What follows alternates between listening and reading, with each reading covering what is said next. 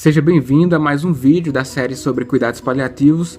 Hoje vamos falar sobre caquexia e anorexia. Alguns tópicos importantes que você precisa saber. Pega o papel aí ou então anota no celular as informações, as condutas médicas para esses casos. E vamos para mais uma discussão bem breve sobre esse tema. Vamos acompanhar mais uma vez pelos slides aqui no computador. Vamos lá. Então vamos agora para o último vídeo da série de vídeos sobre cuidados paliativos. Você que assistiu o primeiro, o segundo, o terceiro vídeo, então já deve estar com conhecimento um pouco maior sobre esses temas. E parabéns por ter chegado aqui ao último. Se não acompanhou ainda os outros, sugiro que volte. Vá lá para o primeiro vídeo porque tem muita coisa a se ver, muitos pontos interessantes para se lembrar. Quem não acompanha ainda, só buscar por Daniel Coriolano e vai me encontrar em todas as redes sociais. Tem outros vídeos no canal do YouTube, no Instagram tem alguns textos e em todas as redes sociais compartilho informações médicas. Vamos começar pelo começo. Então, vamos falar um pouquinho sobre a palavra caquexia. Se eu for ver o significado dela, do grego, pode-se dizer que é um estado mau, um mau estado. A gente sabe que esse estado de emagrecimento que eventualmente a gente encontra em nossos pacientes, ou aqueles que estão internados ou aqueles que estão em ambiente domiciliar com estado de nutrição mais comprometido, então são os pacientes caquéticos. Mas existem alguns critérios bem fixos para a gente estabelecer se ele está com a caquexia ou não. Mas é válido que a gente lembre que é mais comum que ocorra nos pacientes com as doenças, algumas doenças associadas. E pensando assim em doenças, provavelmente você já deve estar pensando aí em algumas doenças que estão bem associadas com o quadro de caquexia. Mas com o avanço das terapias, das ciências médicas, hoje a gente tem esses pacientes assim com menor incidência dele, a prevalência, na verdade, dos pacientes com caquexia é bem reduzida. Isso pelo avanço da medicina, pelo avanço das terapias nutricionais, fisioterapia, enfermagem. Então, as profissões têm muito ao que oferecer a esses pacientes que têm algumas doenças que estão associadas à caquexia e por isso a prevalência tem reduzido. Mas, para ser bem claro assim, é compatível com as definições atuais mais dizer que é uma síndrome de caquexia do que um problema específico, porque são vários sinais, sintomas associados. E a anorexia está junto aí porque geralmente a anorexia vem também junto com a caquexia. O paciente perde o apetite de modo a que não ingere alimentos suficientes para suprir o seu aporte calórico diário. Se a gente for ver um pouco da epidemiologia, embora globalmente a gente tenha apenas, não sei se é apenas, mas a gente tem 2% dos pacientes, 2% da população com caquexia, mas se a gente for ver nas doenças específicas, que é mais interessante ver por esse lado, a gente tem umas estatísticas mais alarmantes e é baseado nas estatísticas que a gente pode ficar mais atento aos nossos pacientes. Por exemplo, os pacientes com AIDS, aproximadamente 30% deles podem chegar a esse estágio de caquexia, é associado à doença, o distúrbio metabólico associado. Outros pacientes também bem acometidos pela caquexia, e a gente começa a lembrar daquele paciente que a gente atendeu no ambulatório, ou então visita domiciliar, porque realmente os pacientes com insuficiência renal crônica, eles são bem acometidos com a caquexia, então até 50% deles. Nas estatísticas apresentadas no Manual de Cuidados Paliativos, no capítulo específico sobre esse tema. E a referência está aí abaixo. Se você quiser baixar o PDF com o manual, o link está à disposição aí em algum local dessa página. Nos pacientes com insuficiência cardíaca também são acometidos por caquexia, de 15% a 30% deles. Os pacientes com câncer, estou falando câncer de modo geral, até 80% deles. E DPOC também. 30% dos pacientes com DPOC pode ter a caquexia. E tenho certeza que você está lembrando de um ou outro paciente. E essas informações estatísticas servem de alerta para que a gente possa ficar mais atento nos pacientes que a gente encontra aí nas visitas constantes. A gente sabendo assim um pouco dessas estatísticas, acaba que a gente vai poder assumir uma postura mais proativa, uma atitude mais consciente nas próximas consultas. É importante saber que a caquexia indica fortemente que o prognóstico do problema de saúde do paciente é bem reservado e existe uma forte repercussão negativa quando se fala em qualidade de vida. Isso aí a gente já supõe em dizer que quando o paciente é caquético que a qualidade de vida está bem comprometida. E para o diagnóstico, o que a gente deve pensar para chegar ao diagnóstico? A gente sabe que na ectoscopia já vai dizer muito, mas a gente tem alguns dados também que vão ajudar no manejo e que devem ser aferidos na anamnese, no exame físico, ou seja, no exame clínico geral. É importante que a gente saiba detalhes sobre a doença que acomete o paciente, para que a gente já pense numa conduta específica. O peso ao longo do tempo é importante para a gente estimar a perda de peso em quantidade de tempo. É importante que a gente saiba também sobre os hábitos alimentares dos pacientes, afinal, se houver uma forte mudança de hábito alimentar, a gente já sabe que é por conta da redução do aporte calórico. Se houver manutenção dos hábitos alimentares, a gente sabe que é então por um gasto energético maior, seja por a doença de base, seja por uma complicação.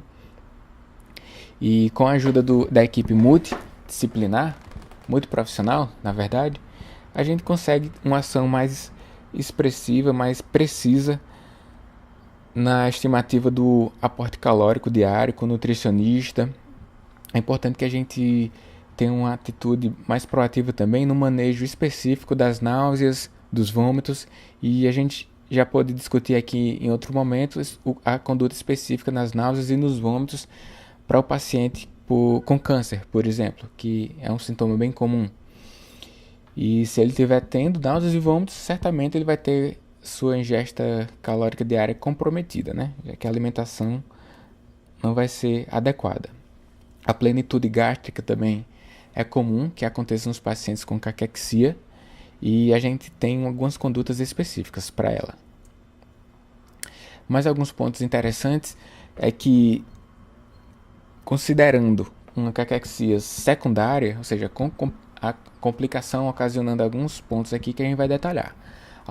A alteração do paladar, uma avaliação da cavidade oral também é importante, porque se tiver com infecção da cavidade oral, ele vai ter a deglutição comprometida, a mastigação comprometida, astenia, fadiga mental também.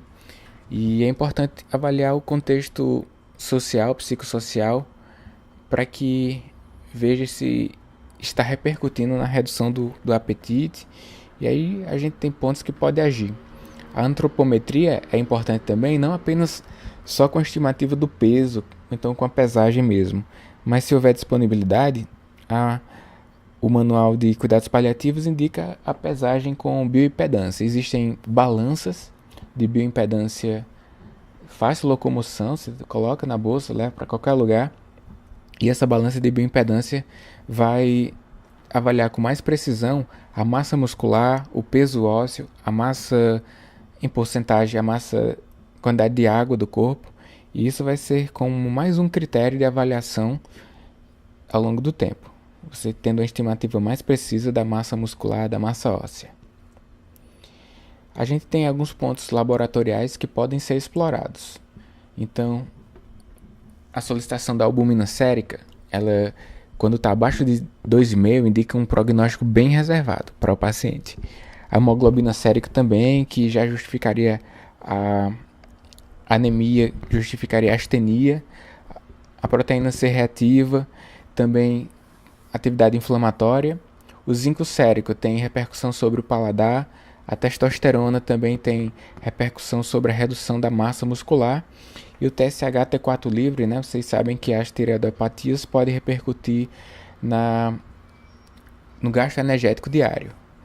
Então, se tiver hipertireoidismo, vai ter a maior possibilidade de perda de energia. Se tiver hipotireoidismo, o contrário disso.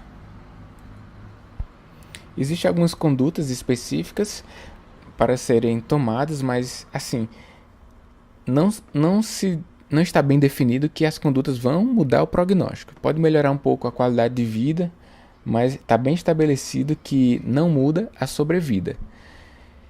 Mas existem algumas ações específicas para as causas secundárias. Como eu falei anteriormente, o suporte psicológico é muito importante, porque se tiver um quadro depressivo de base, então o psicólogo vai ter como agir, o médico vai ter como agir com a farmacoterapia. Mas a gente tem que saber se é um descontrole metabólico próprio da doença que o paciente tem ou é um distúrbio secundário que está levando à caquexia. Lembre-se disso, que a literatura médica ainda não sugere uma conduta específica para a reversão da caquexia primária, mas aquela relacionada com a doença de base, né? As condutas são voltadas mais para as causas secundárias. Parece que não há uma conduta que melhore a sobrevida mais incisivamente. Existem alguns fármacos que a gente pode lançar mão e eu sugiro que você até pause o vídeo, anota aí no bloco de notas do celular, então um papel, porque é bem interessante e você pode mudar a conduta do seu paciente com esses pontos aqui que você pode ver agora. Por exemplo, o paciente que tem o zinco sérico baixo, ele pode ter uma alteração do paladar. Então você faz a solicitação laboratorial do zinco sérico, se vier baixo, você pode sugerir para ele utilizar o zinco, pode ser feito na farmácia de manipulação, 25 mg de 8 em 8 horas, e você faz sempre junto com refeição, por conta da tolerância mesmo, durante 3 a 4 semanas. Aí dessa forma ele vai ter uma melhora do paladar, melhora da qualidade de vida, porque o ato de comer é um ato social, né? Já penso, um paciente que costumava comer e a partir de um dado momento ele não consegue mais. A xerostomia também é um dos pontos que limitam a deglutição. Então, se o paciente tiver com a boca seca, né, você pode utilizar esses compostos aí que tem para vender, que é a saliva artificial. O composto farmacológico é a carmelose ou a carboximetilcelulose. Tem na farmácia esses pontos aí. E se o paciente tem queixa de plenitude precoce, alimenta com pouca quantidade, já fica com aquela sensação de plenitude, então você pode sugerir a utilização da metoclopramida, né, que é o Plasil, 10 mg, 30 minutos antes das principais refeições, 3 a 4 vezes ao dia. Isso faz com que o trânsito intestinal seja acelerado e reduza a sensação de plenitude gástrica. Existem alguns outros agentes que também estimulam o apetite e são agentes já bem estabelecidos cientificamente nível de evidência, tá? Embora possa parecer estranho, está bem estabelecido na literatura médica quando fala sobre cuidados paliativos. E se você quiser baixar o manual, mais uma vez é só ver lá o capítulo de cuidados paliativos, página 213, para ser mais preciso. E você pode ver essas condutas lá. Fiz um resumão de tudo para que você possa anotar aí rapidamente. Então você pode utilizar esses progestágenos como o megestrol, que é via oral, né? 160 mg por dia. E você vai aumentando a dose se houver a resposta clínica adequada. Mas tem sempre que lembrar que alguns pacientes não podem utilizar esses progestágenos. Aqueles pacientes que teve trombose, aqueles pacientes com distúrbio da coagulação, anemia, então eles não podem utilizar não, esses compostos progestágenos. A gente pode lançar mão também da medroxprogesterona, né, que vocês conhecem também como um anticoncepcional injetável, que é 150 miligramas, só que aqui a gente vai usar de 1 grama até 5 gramas por dia. E a progressão também é conforme a resposta clínica. E mais um ponto que a gente deve lembrar, que são as contraindicações. Ficar ligado nos efeitos adversos, mas se o paciente tem hipertensão, tem hiperglicemia, edema proeminente, então eles não podem utilizar, além de trombose, como eu já falei. Outro composto químico, agente farmacológico também que a gente pode utilizar é o corticoide, mas sempre lembrando que só pode ser utilizado por algumas semanas. Por exemplo, a dexametasona, 4 mg por dia, e lembrar também que ficar atento aos efeitos adversos e usar até uma melhora clínica, mas retirar entre 2 a 4 semanas, que é o suficiente. O suporte nutricional também é importante, e principalmente aqueles que podem utilizar dieta enteral, que eles têm sequela neurológica, tumores de cabeça e pescoço, mucosites, mas não está bem estabelecidos é o uso da dieta enteral naqueles pacientes com câncer, porque normalmente não tem resposta clínica, já que a absorção intestinal não ajuda muito.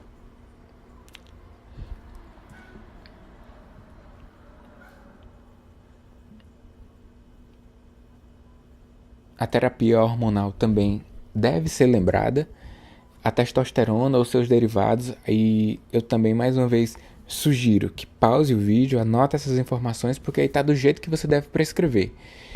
São 2 compostos que podem ser prescritos para aqueles pacientes que têm a sua massa muscular já bem comprometida.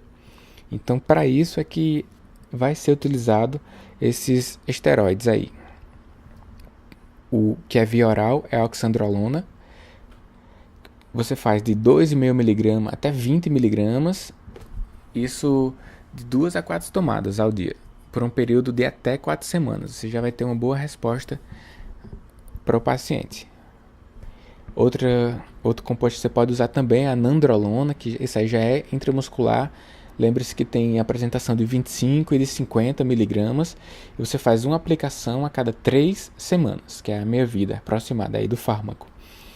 E sempre ficar ligado, né, nos efeitos adversos e nos efeitos benéficos.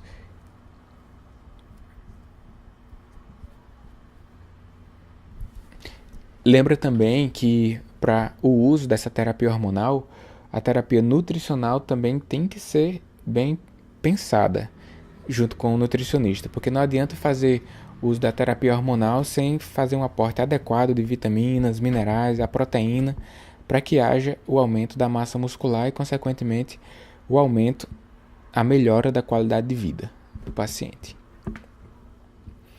Os psicotrópicos também podem ser utilizados, até porque a depressão ela pode ter forte repercussão sobre o apetite, né? Então, se você pode utilizar também um antidepressivo tricíclico que aumenta a fome na maioria dos pacientes como efeito adverso, mas ficar ligado também que o antidepressivo tricíclico, a amitriptilina, ela faz xerostomia. Então, se ele tiver com xerostomia, que tiver com boca ressecada, você dá antidepressivo tricíclico, você pode potencializar um problema que ele já tem. Mas se ele não tiver esse problema, você pode utilizar, ele vai ter uma melhora da depressão, logicamente, vai ter melhora na qualidade do sono, vai ter um aumento de peso. E, para se estabelecer o diagnóstico em base de critérios, eu trouxe o critério expresso no manual. Então, aquele paciente que tem perda de 5% ou mais do seu peso nos últimos 12 meses, ou então 2% dos pacientes que têm IMC abaixo de 20, né?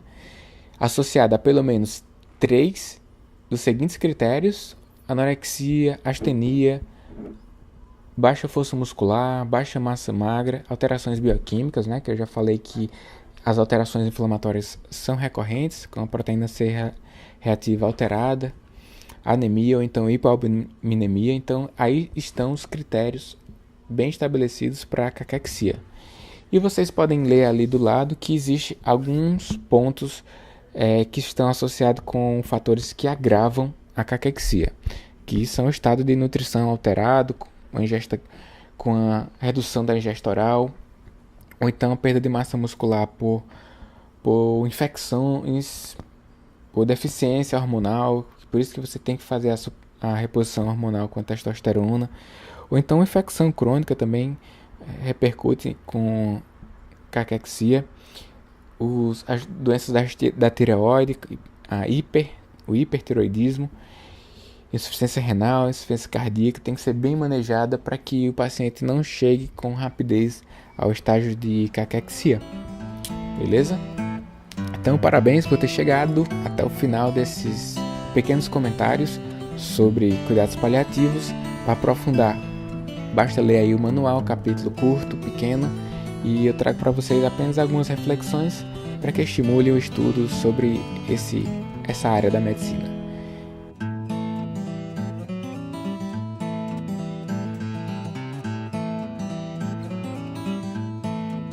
Então, parabéns para você que acompanhou, que conseguiu chegar até o final dessa série de vídeos.